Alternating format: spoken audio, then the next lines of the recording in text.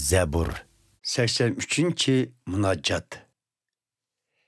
Ün çıqamay jimib qalma ey Xuda. Sükut qilib yo'qab ketma ey Xuda.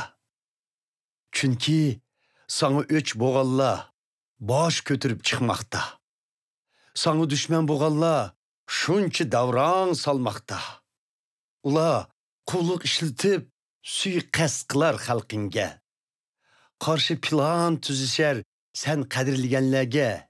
Deydi ular, yürünglar, barcha qavm qatardan yo'q qilayli İsraillarni. İlinmisin ikkinchi eg'zimizga ularning nomi. Ular birga maslahatlar qilishmoqda. Sana qarshi ittifoqmi tuzishmoqda. Mana İdomluqlar, İsmoilning nasllari, Muabliqlar ve Hagırlar, Gibal, Amon ve Amalek, Filistiye hem de Tir ahalleri, Asuriyamu ulağı koşuldu. Ula Lut oğullarına yar yülek bulup kelgen idi. İy Xuda, sen Midyanlıqlarga, Qishon deryasida Sisira ve Yabinga qandaq taqabul turgan bolsang, shundaq taqabul tug'in ularga. Ular Endor yesida qurilgan edi. Tellari tezak kabi o'g'itqa aylangan edi. Halak qilgaysan ularning baglarini Oreb ve Ziyebtek, emirlerini Zebah hem Zalmunnadek. Çünkü ular mundaq degan edi.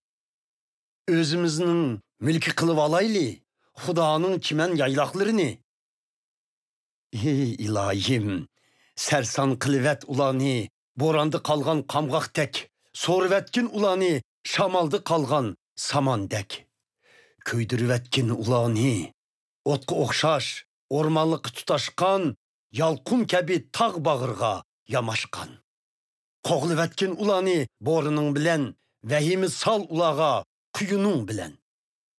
Çürgin nomustu yüzünü iyi perverdigar, ta ki yardem sorğıça senindin ula. Qar yüz bolgay ula, nomustun rasva bolup yoqalgay zemindin.